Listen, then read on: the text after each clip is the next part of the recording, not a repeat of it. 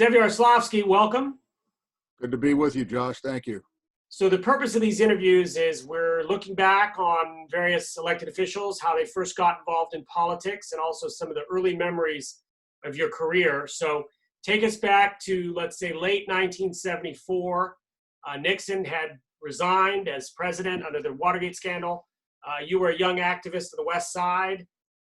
What gave you the wacky idea, at least at the time, to run for city council as a total anti-establishment kind of candidate? Yeah, I never had an ambition to run for public office. Quite frankly, my real ambition in life was to take Vince Scully's job when he retired.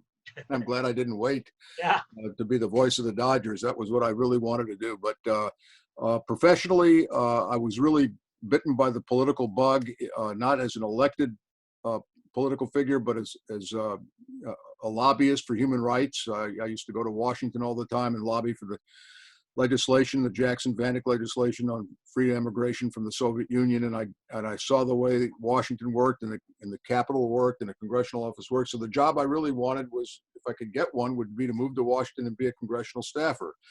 That didn't pan out, and when Ed Edelman, my predecessor on the city council and also on the board of supervisors, but when Ed was elected to the board of supervisors, or as he was running, it was clear he was going to win. Some friends of mine said, "Why don't you run when the seat becomes vacant?" And I had never really thought about it, and I started thinking about it. And I talked to Barbara, my wife, about it at the time. We had no kids. We were newly married, relatively newly married. And I asked her what she thought, and she said, "Well, if you're going to ever do it, now's the time, because we can afford to, quit your job, and we have no kids, so we can handle it." And so I decided to do it. Now, there was a minor problem. I had been accepted to the UCLA Graduate School of Business in the fall of 1974. And so I sent them a letter, and I guess you could, I could credit UCLA for making it possible for me to run. I asked for a one-year deferral on my admission to the business school, and they immediately said yes. And so I was in business, and so to speak, and I decided to run, and announced my candidacy in early December of '74. I still wasn't sure I wanted to do it, and almost didn't, but I finally convinced myself that this is something I would really enjoy, and I thought I'd be good at it. So I ran. And well, let me stop you right there. So you didn't come from a politically well-connected family. You didn't have a lot of money. This wasn't like campaigns today. This was a real shoe leather kind of campaign. Yeah, I had nothing going politically. I had no connections with elected officials. I mean, I knew our congressman, Tom Reese, because I lobbied him on human rights stuff. I knew some of the local elected officials. I knew Ed. I knew Henry Waxman and Al Cerroti and some of those guys, but I didn't know them in a political sense. I wasn't part of a political organization, and sure as hell I didn't have any money. I mean, my biggest contributor was my mother-in-law, and it was a loan. Yeah, right.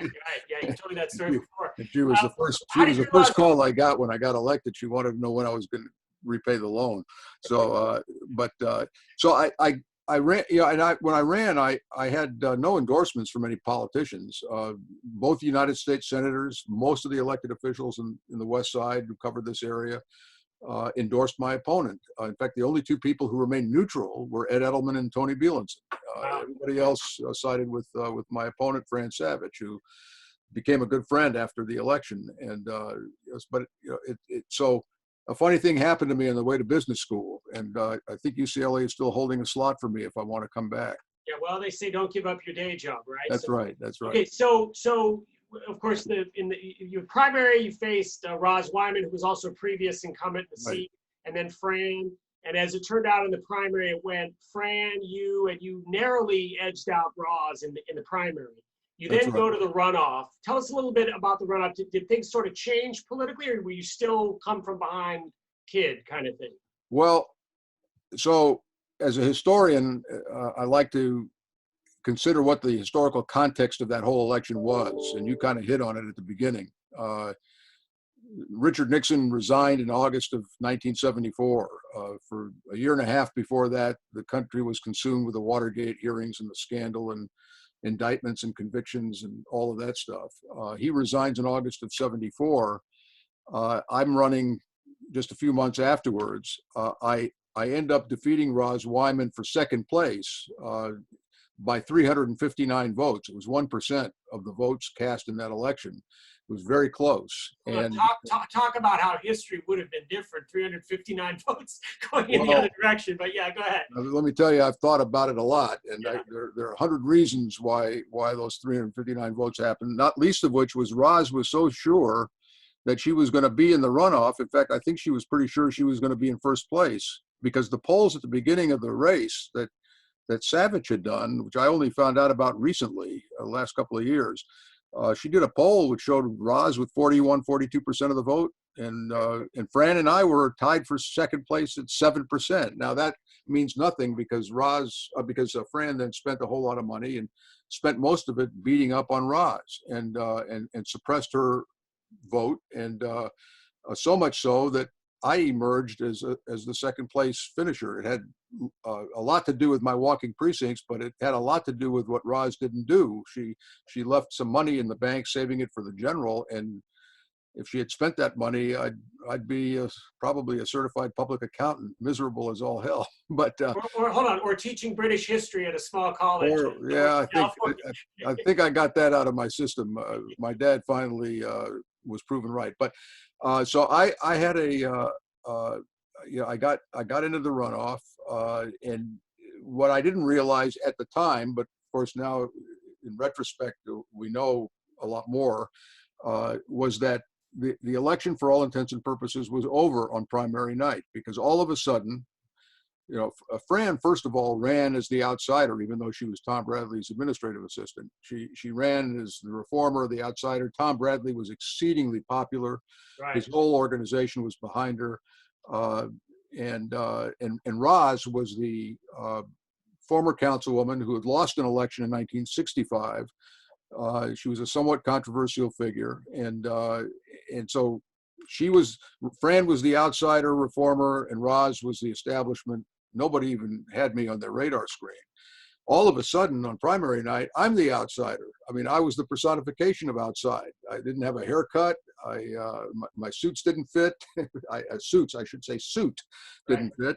And all of a sudden, the whole election was flipped on its, was flipped. And she now was defending City Hall in an era where, even in the West Side, where Tom Bradley was very popular, there was an anti-establishment mood. This is kind of an anti-establishment district. It elected Roz at the age of 22. It elected Ed at the age of 31. It elected me at the age of 26. It elected Mike Fewer, who defeated my wife.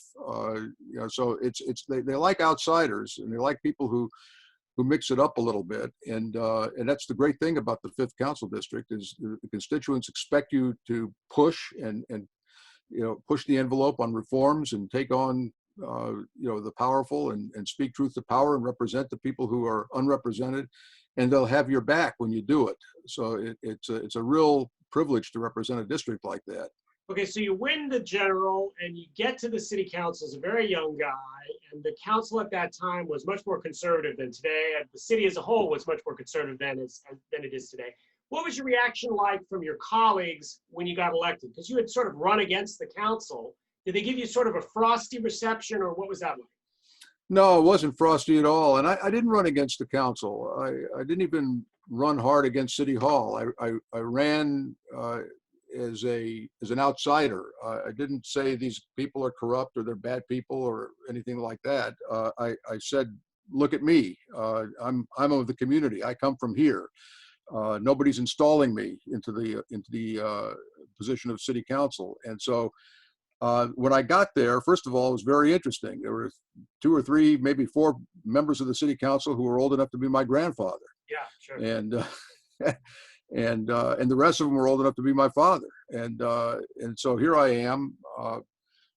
I think I had earned the respect of most of the council members, if not the respect, and certainly the awe that I was able to slay the giant, so to speak.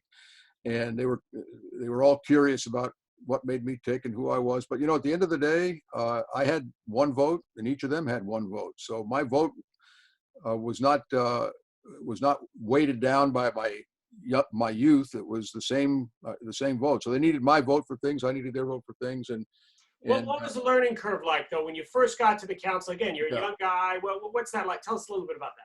Well, I'll tell you the funny story about how steep the learning curve was. The first vote I cast, somebody had moved. It's called moving the previous question. Those who have been on boards and commissions will understand this. It's Robert's Rules of Order. It's a motion to cut off debate. Okay, when you've heard enough and you want to move on and vote on the substance of an issue, you move the previous question. Usually, it's done when everybody is exhausted what they had to say, and it's usually a unanimous vote. Somebody moved the previous question the first day I was on the council, June 11th, 1975, and I voted no because I thought that they were voting on the substantive issue, which I did not agree with. Right. And the vote was 14-1. Who's this young kid who doesn't know Robert's Rules of Order? And I'll never forget the city clerk who tabulated the votes. They always do this. They give you a copy of the roll call of your first vote as a city councilman. And he walked over and he handed it to me. And then he whispered in my ear, he says, the previous question is just to cut off debate. The substance is the next vote. So I said, oh, thank you. Thank you very much. And so that's how, so my learning curve was very steep, but I'm a fast learner, and I'm a believer that you learn how to swim by jumping in the water. By being thrown in the pool. Tell me about some of your colleagues at that time. You've told me in previous interviews that Art Snyder, who you actually tangled with quite a bit on development issues, you actually learned a lot from. So tell us about Art and also some of the other people you served with at that time. So when I was elected, but before I was sworn in, there was about a 12-day period, 2-week period between the two. I met with everybody. I met with the mayor, with Tom Bradley. I met with all 14 other members of the city council, and all but one of the meetings were perfunctory. Nice to have you here. Anything we could do for you, please don't hesitate to call. All that sort of thing. Art Snyder had come with, what today we would call a PowerPoint. Here are things you should know. You should be indispensable to your constituents.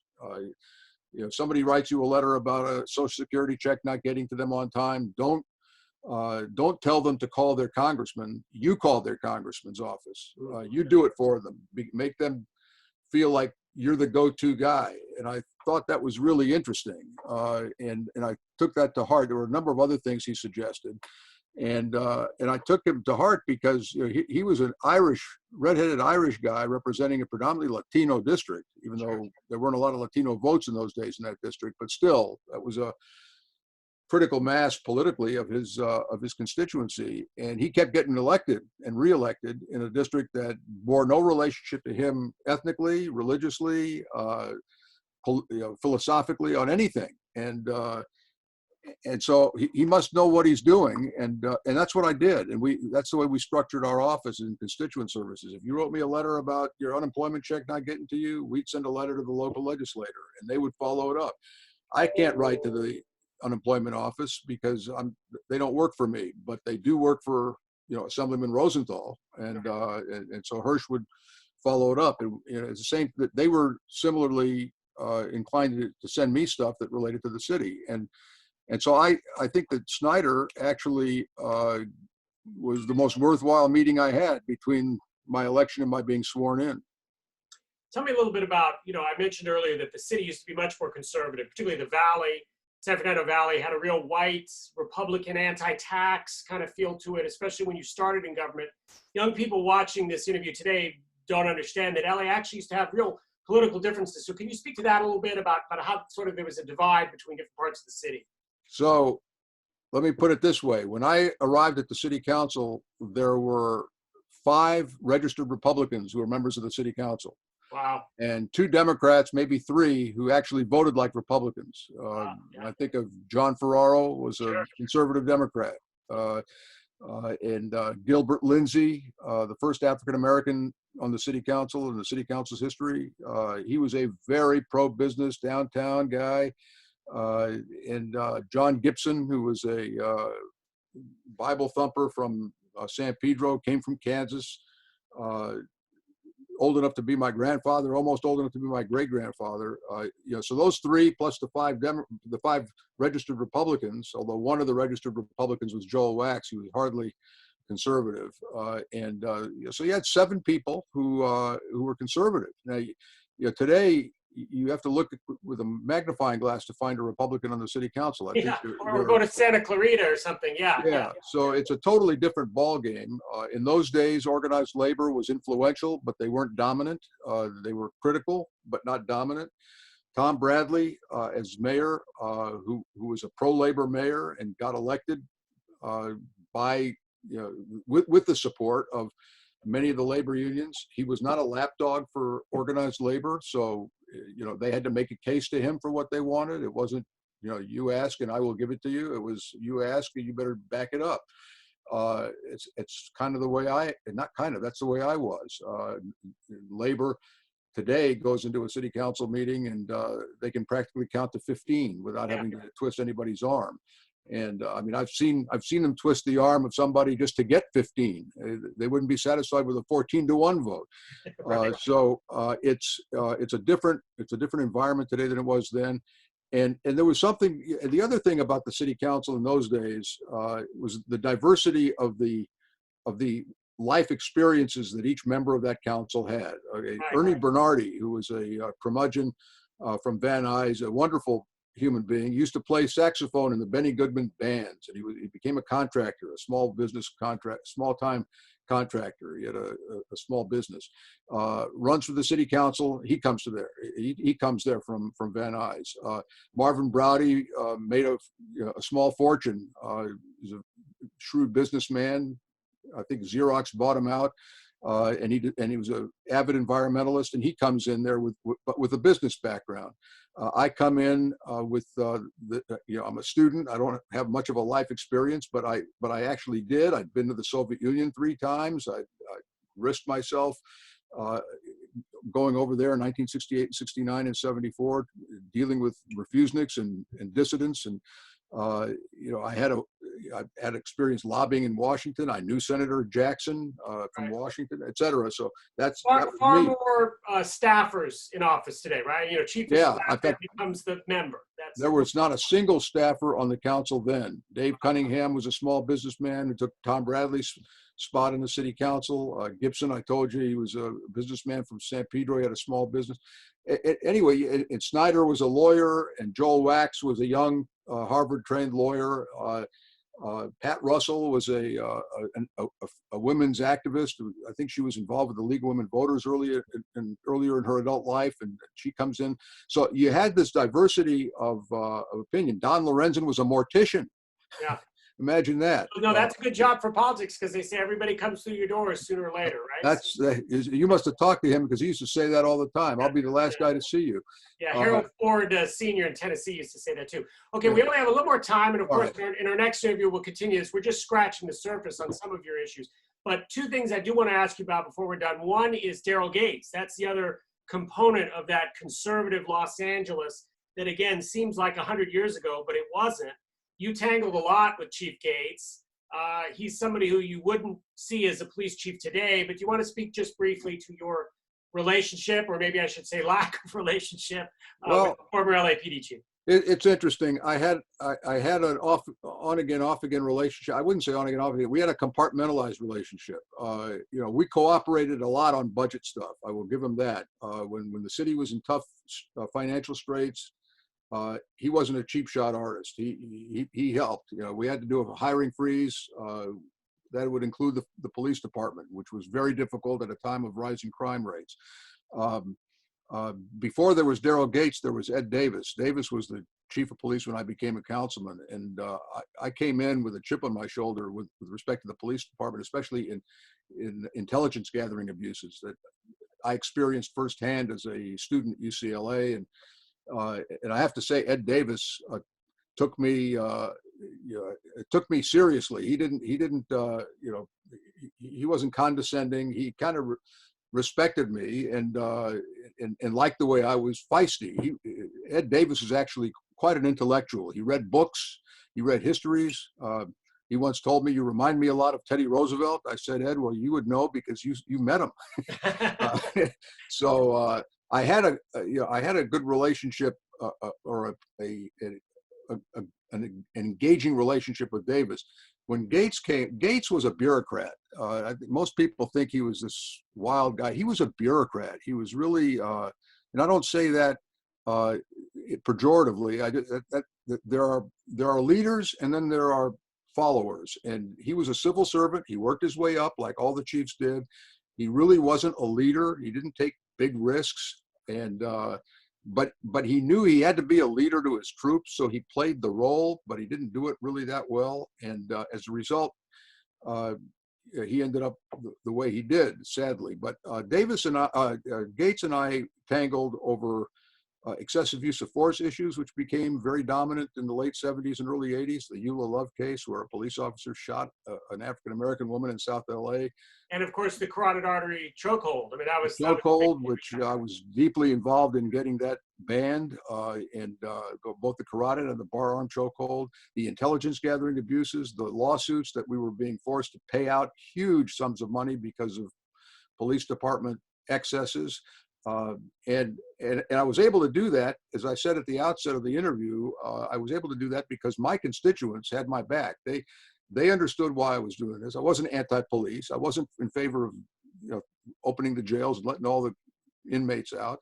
I wanted their tax dollars to be used efficaciously, not on trivial things like monitoring political enemies of the police department, which is what they spent a lot of time on. So my relationship with Gates was tumultuous, and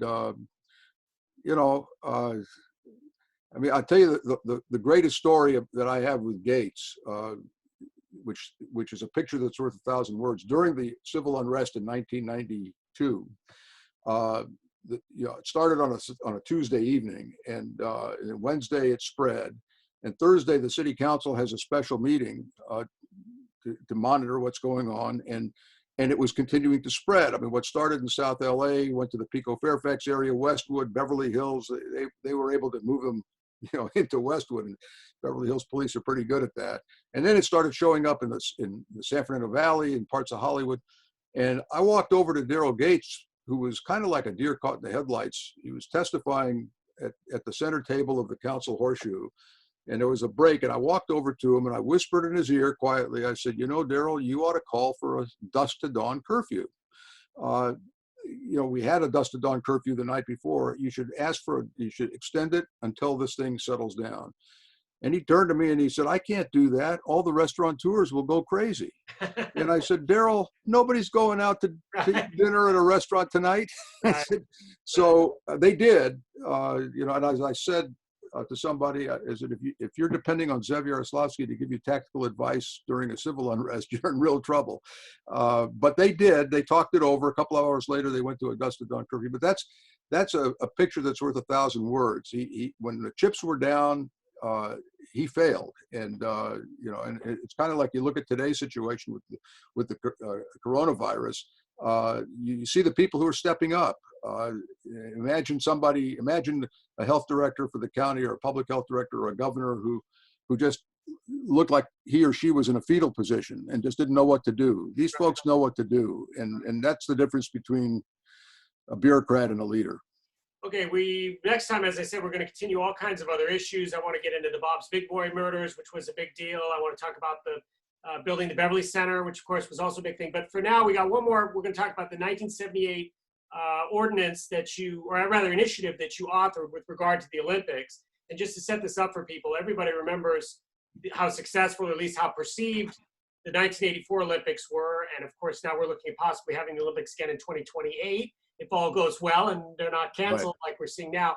But tell us briefly about, at that time, Los Angeles voters were very anti-tax and were not for public support of these sorts of things, taxpayer money going to the Olympics. So tell us about that initiative that you did at that time in 1978. So first of all, I want to say I co-authored it. The author of it was a young councilman, older than me, but he was young relative to the rest of them, Bob Ronca, who represented the Northeast Valley, was elected in 1977. And he doesn't get any credit for this because the people who write the histories of that period have just kind of whitewashed him out. It's really a historical injustice. So I want to mention that. But here, going back to what I said at the outset, you've got to look at the historical context of the time. What was going on in 1978? Now, the bid for the 84 games took place in 78. That's when the decision was made by the International Olympic Committee about who they were going to award the games to. There were only two bidders at the time, Los Angeles and a Middle Eastern country by the name of Iran, Tehran, Iran, that was undergoing a bit of a revolution at the time. Just a little bit. They weren't a real contender. So we were basically the only contender. In June of 1978, there was a measure on the ballot in California called Proposition 13. Property taxes were going through the ceiling. Some of my constituents experienced 3, 4, 5-fold increases in their property taxes in 1 year. Many of them had to sell their homes and abandon their communities. That's the environment. Along comes Tom Bradley and John Ferraro and the Olympic supporters and boosters, and they wanted to bring the Olympics here. By the way, I wanted to bring the Olympics here. I'm probably a bigger Olympics fan than anybody on the city council. I'm the only person on that city council who ever subscribed to track and field news. I used to run track at Fairfax High School. I went to all the track meets at the Coliseum and the Mount Sac relays. I was an avid track and field person. And but what had happened in the previous games, in 1976, Montreal hosted the games and they went into debt for $500 million. That was when $500 million was real money. They only finished paying that off about a decade ago. Prior to that was the 72 games in Munich, where you had this terrorist fiasco where 11 Israeli athletes were murdered. In 1968, the Olympics were, there was basically an uprising in Mexico City that had to be put down by the Mexican army.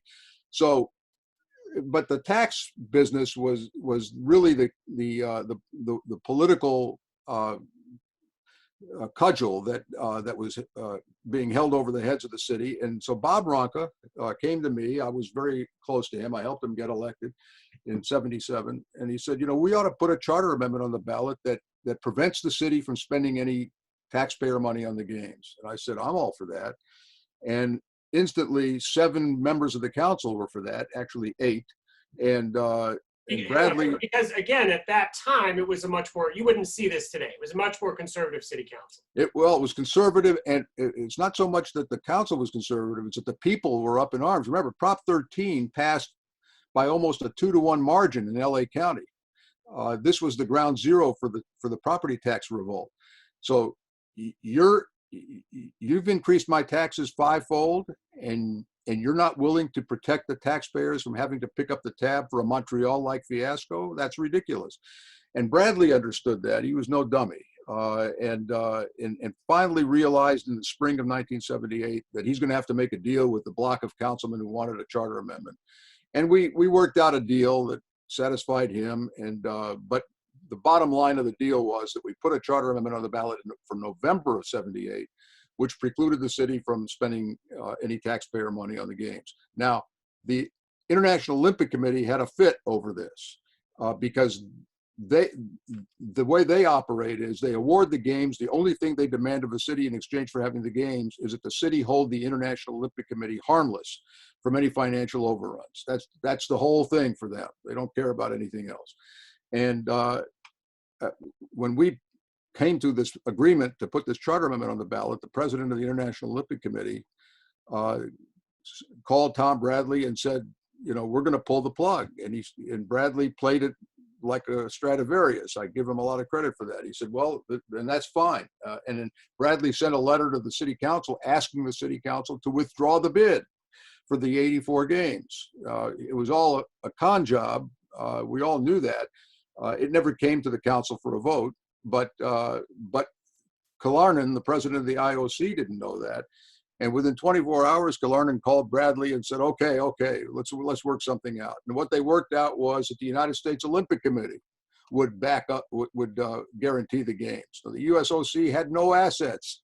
So it was all a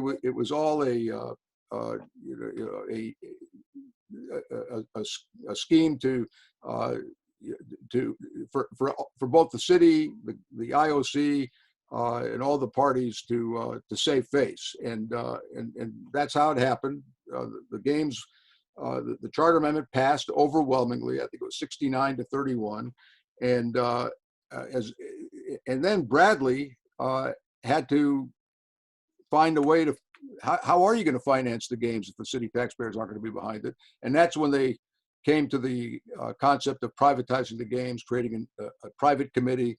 They hired Peter Ueberroth. Peter Ueberroth would have never been Peter Ueberroth had it not been for that charter amendment, because they would have run it out of City Hall and it would have been a disaster.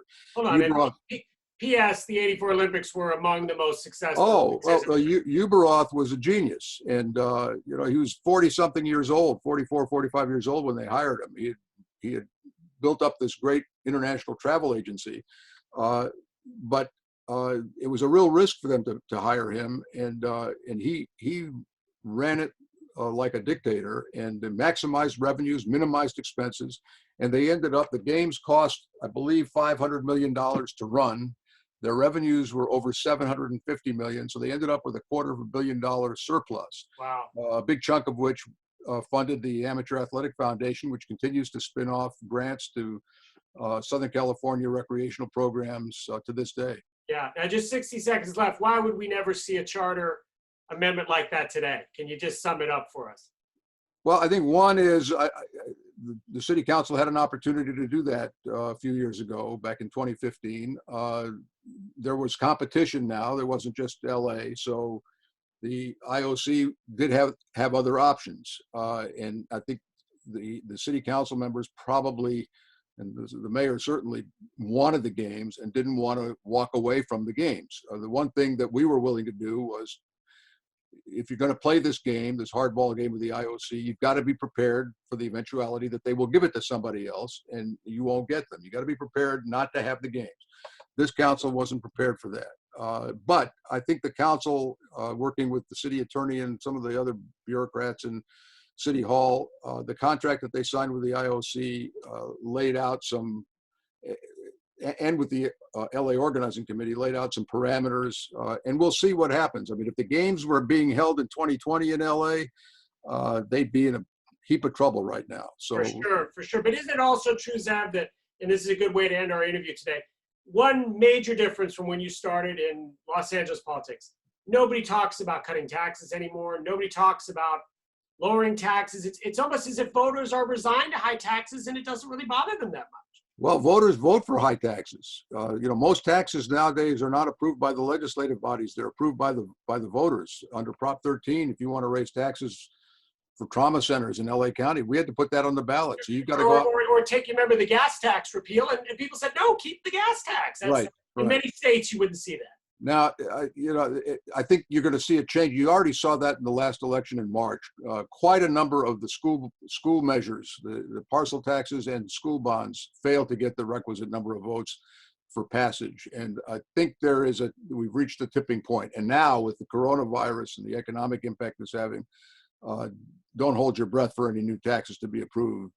They're not even going to come close. And that's going to be a real problem for local government and state government. Yeah, perfect place to end it. All right, Zev Yaroslavsky, we'll take this up more next time. Thanks again. Good to see you. Okay.